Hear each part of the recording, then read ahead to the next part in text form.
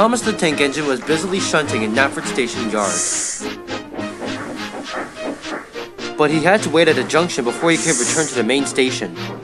Bob was backing down onto his coaches to collect the morning train. His run was one of the first all day. "Good morning, Thomas," he would always say. Thomas always replied with a cheerful whistle. And with that, Bob would take off. Bob's first stop was Maithwaite Station. There his favorite passenger waited for him. That is, if she wasn't too busy playing the piano.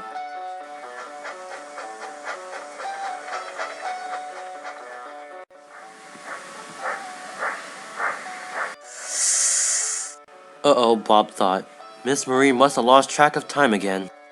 Sometimes Bob would have to whistle to remind her that her train was here. "There you are," Bob would say. "You know, one day we're going to leave you behind." "Oh, Bob, you've been saying that for the past few months. I don't think anything's going to be changing anytime soon." Of course, Bob was only joking. The two were very close friends. Bob and Miss Marine's relationship was probably the strongest between any engine and any human. There were many reasons to like her. She was amiable and wise, but her most prominent characteristic was that she loved music. Her absolute favorite song was Still Alive from the game Portal, which she was still learning to master. Bob loved it when she played, and he always looked forward to seeing her. As Bob puffed into the town, he noticed many ambulances around the area. That's weird, he thought to himself. He backed into his normal spot at Maithwaite Station. Bob waited for what seemed like hours, but Miss Marine didn't show up to the platform. "If I wait any longer, I'm going to be late," he thought to himself. Even after whistling, she didn't show up, so, with no other choice, Bob had to leave. After finishing with his train, Bob arrived back at Knapford Station. As usual, Thomas was shunting cars in the yards. "Hi, Thomas," Bob said. "Oh, hello, Bob," Thomas said, but he sounded a bit solemn. "You know, it's so weird, because for the first time, I didn't see Miss Marine on the platform. I had to leave without her." "Why, were you expecting her?" "Well, yeah, I mean, she's there every other morning, so why not today?" Just then, Boko arrived at the station. "Hello, Bob. Hello, Thomas." Hi, Boko. "And I'm going to assume that you've both heard?" "Sadly, I wish I hadn't." "Heard what? I didn't hear anything." "Wait, you of all engines haven't heard the news?" "I'm serious. Everything today was normal." "Well, except for the fact that Miss Marine didn't take her train like usual." "Yeah, about that, I don't even know how to put this. Miss Marine died this morning." "Boko, that's so insensitive." "He's right, Boko. Death jokes aren't funny." Actually, Bob, he wasn't joking." "What?" "Bob, I'm really sorry I got that out so harshly. I just thought you should know." No, Boko, it's not about you, but just, Bob, we're sorry. We really are." "But how did she die?" It was a heart attack, Bob, around this morning. Authorities said it could have happened as early as 3 a.m. So that's why she wasn't there. She wasn't even alive. Her doctors also said she had been suffering heart problems for a little while, so something like this was expected. Wait, I didn't know she had heart problems. I didn't even know she was sick. Pretty bad, too. She was a class 3. Have you noticed her becoming more tired or something like that? Yeah, she has seemed a little bit more tired lately. I just thought she had trouble sleeping at night. Boko and I know you must be feeling quite a lot. You two were really close, weren't you? We were. Bob, this may not seem like a lot to you right now, but she is in a better place. Oh, Thomas, I really want to believe you. I mean, I really do. But that's just what everyone says. With that, Bob's signal turned green, and he puffed away. He chugged along his normal harbor route, but he didn't even know how to feel. No wonder there were ambulances there this morning, he thought to himself. No wonder I didn't hear any music.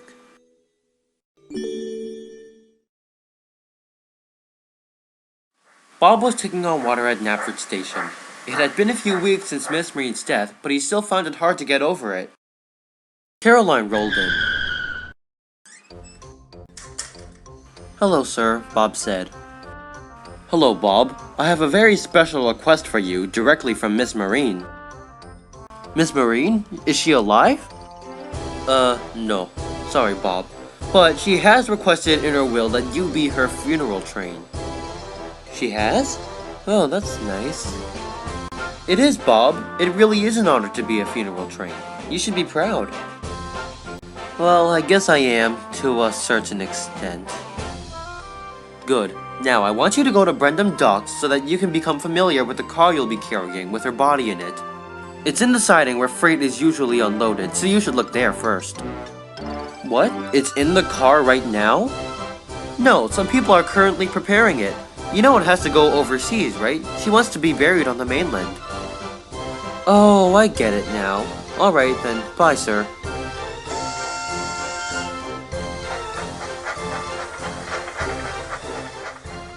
Bob arrived at Brendam Docks. As soon as he stopped, he saw the car. It was a nice little boxcar, something Miss Marie would surely like. That's a nice looking car, isn't it? I think it fits her very well. Oh, hi, Titanic. I think it's a fine car. Yes, I'm happy she got a nice car for her burial. She was a very nice lady, after all. She was. Probably my best friend. That's exactly what I heard. How are you getting over her death? Not quite as well as I would like, Bob admitted. I still can't forget about her. Well, it may take time, but you don't have to forget about her. Just because she's gone doesn't mean you can't have fond memories. I suppose you're right, Bob said. But I'd best be off. I still have other work to do. A few days later, it came time for Miss Marie to be transported to the mainland. The train consisted of the red freight car and the 2 coaches Bob usually carried to pull passengers. He puffed up around the train and soon backed down. For a moment, Bob felt a rush of happiness. He couldn't explain why, especially since this was supposed to be Miss Marine's funeral, but he still felt it. The shunter fastened the coupling, and Bob was on his way towards the docks. There were plenty of people there to bid her farewell.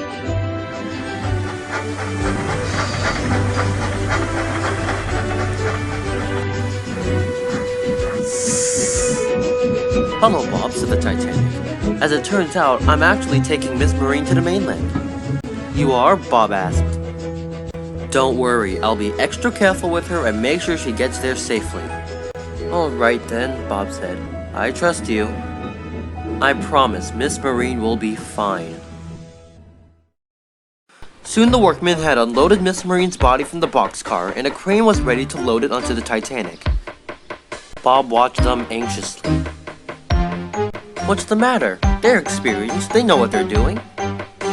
But what if they mess up? Even after the body was loaded, Bob was still worried. Okay, stay safe now. Remember that promise you made, you better not break it. I won't, I'm not one for breaking promises, so don't you worry, Bob. She will be there spick and span and right on time. But before she can get there on time, my first funnel needs to wake up. Literally. Hey! We're leaving now.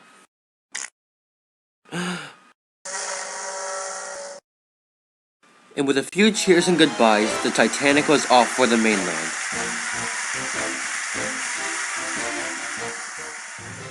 Bob's work was done for the day, but he still wondered if Miss Marine was safe.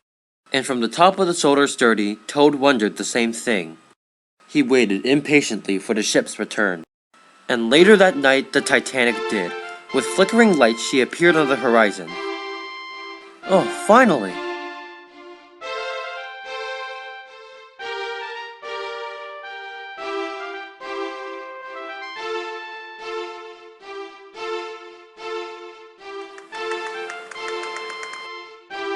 How did the run go?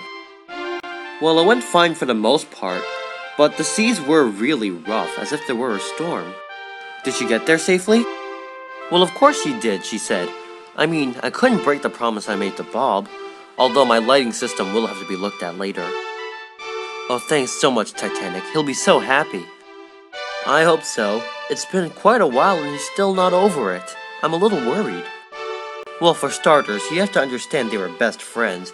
You know, it's really hard to lose one. I'm sure you, of all people, would know.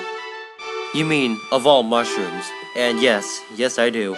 I've lost quite a few to endless pits, Goombas, Koopa Troopas, etc. I don't know any of that stuff, but I'm sure it was a really hard death. Nah, it's fine really. They all returned to bubbles a few seconds later anyway. Yeah, I don't know what that means either. Oh, that's fine. Not many people do anyway. The next morning, Bob was taking a freight train to Brendam Docks. He felt a little better knowing Miss Marine had reached her destination safely.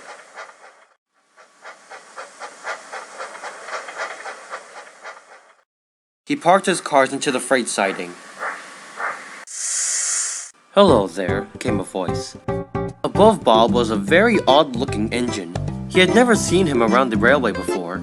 Oh, hello. Who are you? I'm Stephen. Who are you? I'm Bob. I'm assuming you're new to this place, aren't you?